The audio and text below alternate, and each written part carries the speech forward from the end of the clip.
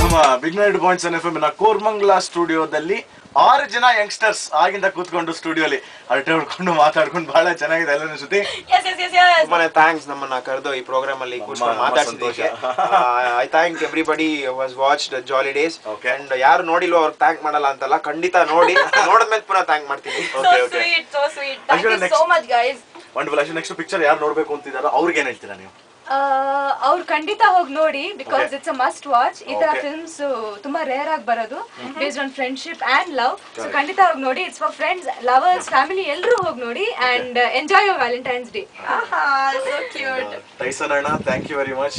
ಮಾತಾಡಿದ್ರ, comedy ಮಾಡಿದ್ರ. Picture ಅಲ್ಲಿ love failure ಆಯ್ತು, ಬಟ್ ನಿಜವಾದ ಲೈಫ್ ಅಲ್ಲಿ ನಿಮಗೆ ಲವ್ ಸಕ್ಸಸ್ ಆಗ್ಲಿ ನಾವು ಪ್ರೇ ಮಾಡ್ತೀವಿ. Thank you Harsha and Shruti. Actually ನಮ್ದು ಹೆಸರು ಒಂದು ಜಾಲಿ ಡೇಸ್ ಅಂದ್ಕೊಂಡಿರೋದ್ರಿಂದ ಎಲ್ಲ ಯಂಗ್ಸ್ಟರ್ಸ್ ಅಂತ ಮಾತ್ರ ಅಂದ್ಕೊಂಡಿದ್ದಾರೆ. ಯಂಗ್ಸ್ಟರ್ಸ್ ನೋಡಿದ್ರೆ ನೀವು ತ್ರಿವೇಣಿ ಥಿಯೇಟರ್ ಮುಂದೆ ನೋಡಿದ್ರೆ ಯಾವ್ದೋ ಕಾಲೇಜ್, ಮೆಜೆಸ್ಟಿಕ್ ಅಲ್ಲಿ ಕಾಲೇಜ್ ಓಪನ್ ಆಗಿದೆ ಅನ್ನೋ ತರ ಫೀಲ್ ಇದೆ. So we are very happy. So actually ಇದು ಓನ್ಲಿ ಕಾಲೇಜ್ ಸ್ಟೂಡೆಂಟ್ಸ್ ಗಲ್ಲ, ಇವನ್ ಫ್ಯಾಮಿಲಿ ಕುತ್ಕೊಂಡು ನೋಡುವಂತ ಚಿತ್ರ. ಸೊ ಅದನ್ನ ನಾನು ಹೇಳೋದಕ್ಕೆ ತುಂಬಾ ಇಂಪಾರ್ಟೆಂಟ್ ಕೊಟ್ಟು ಹೇಳ್ತೀನಿ. ಯಾಕಂತಂದ್ರೆ ಜಾಲಿ ಡೇಸ್ ಅಂದ್ರೆ ಬರೀ ಯೂತ್ ಗಂತ ಅನ್ಕೊಂಡಿದ್ದಾರೆ, ಇಸ್ ಯೂತ್ ಗಲ್ಲ, ಎಲ್ಲರೂ ನೋಡುವಂತ ಒಂದು ಸಿನಿಮಾ ಅಂತ ಹೇಳೋಕೆ ಇಷ್ಟಪಡ್ತೀನಿ. ವಂಡರ್ಫುಲ್. ಶ್ರುತಿಗೆ, ಹರ್ಷಗೆ, and BTS ಗೆ